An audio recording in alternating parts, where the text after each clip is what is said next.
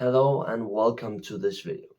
In this video, I'm going to be talking about expectations and setting the right expectation from the get-go in any client, service provider, product provider relationship, right? Especially providers if you're doing it done for you or do it with your approach. Okay, all right, let's get started. If you don't know me, I'm Christian, built a company with my business partner Mikkel where we help coaches, consultants, and trainers really automate their client acquisition. Um, and it's pretty fun. We do it because we feel or we believe, either don't feel it's weak, but we believe that, you know, as a coach, you didn't sign up to do marketing and do cold calls. No, you did it to actually help people. Um, so that's what we help you do. We help you help more people. Um, nice and short, right? So enough of that savvy shit right there. Let's get into this. So expectations, right? This is also clarity, all this sort of good stuff.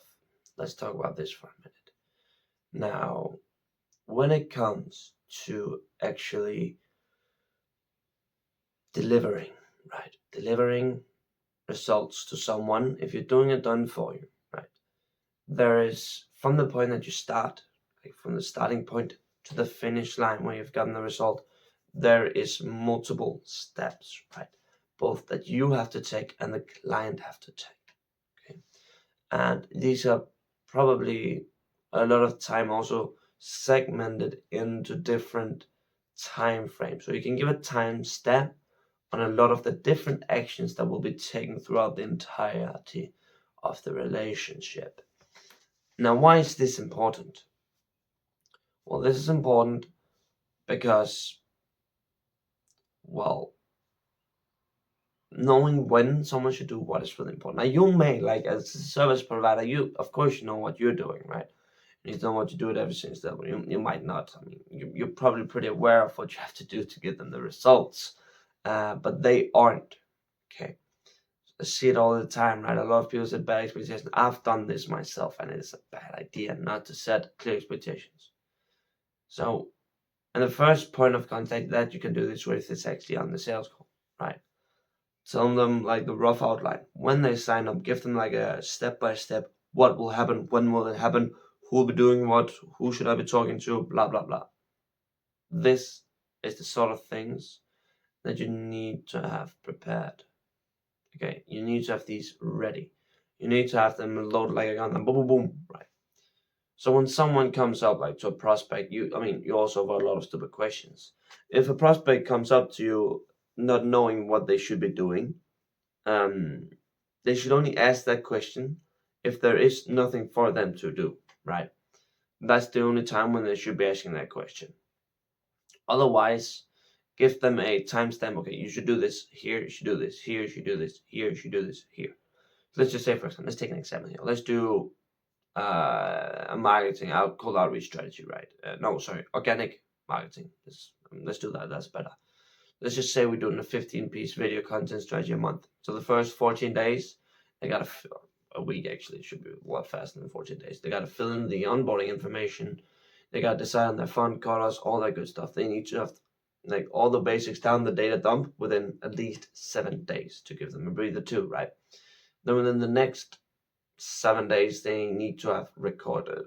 You have given them scripts, so they need to have recorded all the videos for the following month, right? Within the next 7 days. So then 14 days later, now the editor can start and publish the first video 3 weeks after, right?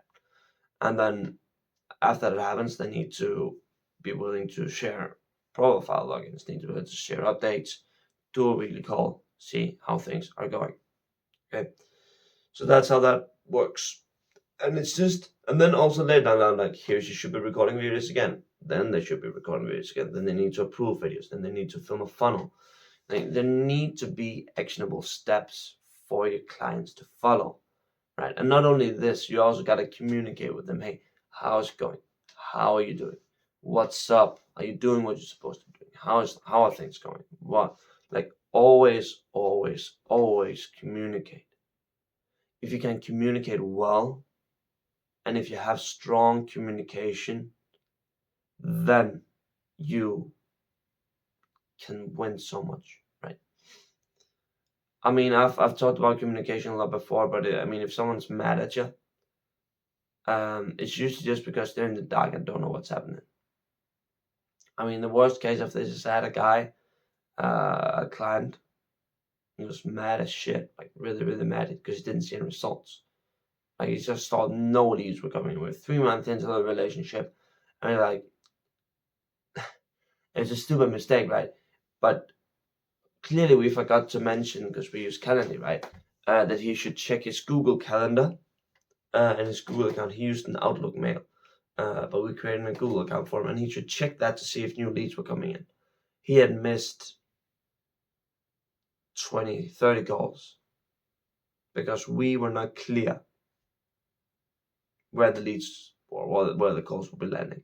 So, I mean, he was furious. He spent money, but he didn't feel like he didn't get shit.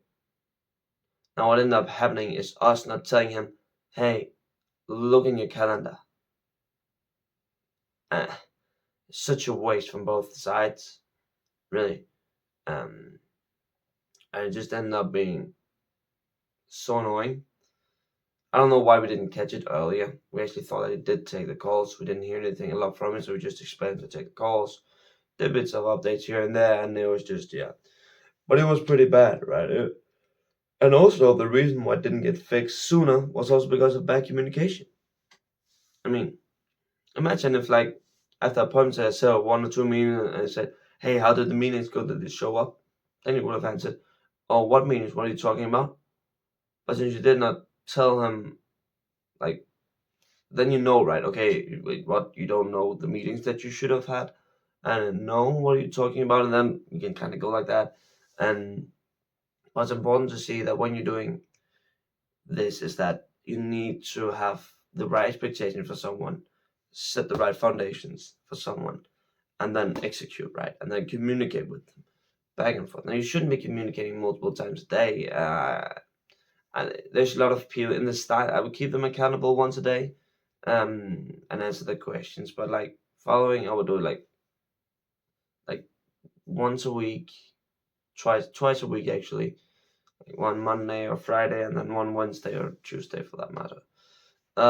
Just following up here and there. And if they're not doing, I mean, if there's a stage where not really a lot of communication is needed, you should only really be doing weekly reports. But big but here, if how do you put it?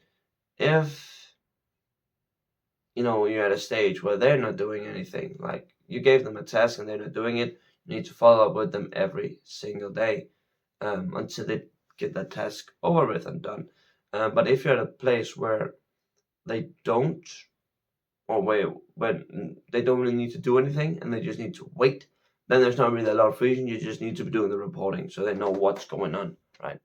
Even if they're not supposed to do anything. And like in the start, they need to do a lot of things, so you're more communicative. You need to get them like to do shit.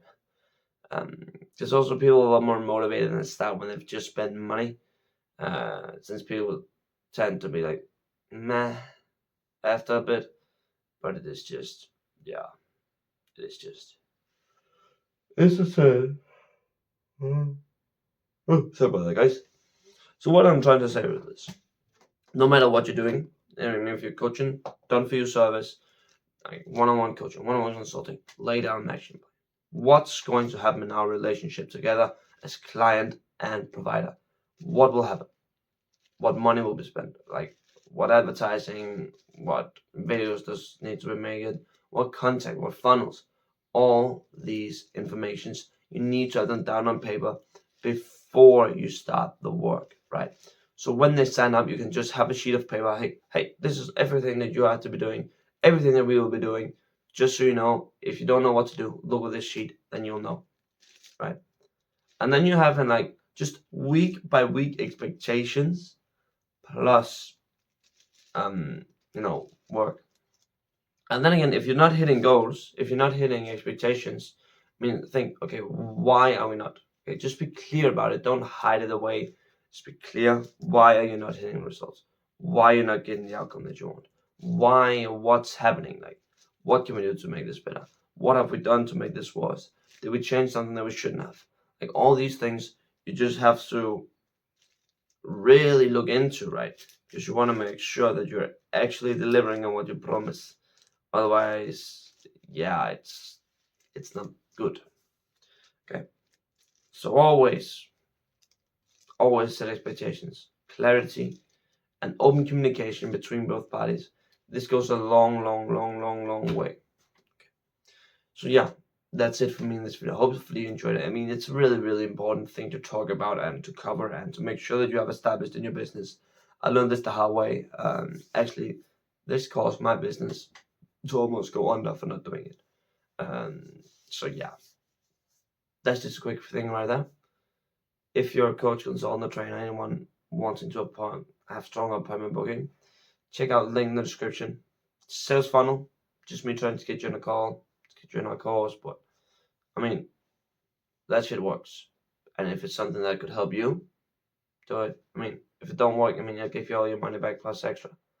So, yeah, enjoy, right? Subscribe if you want to, and if you like the video, there's a button for that.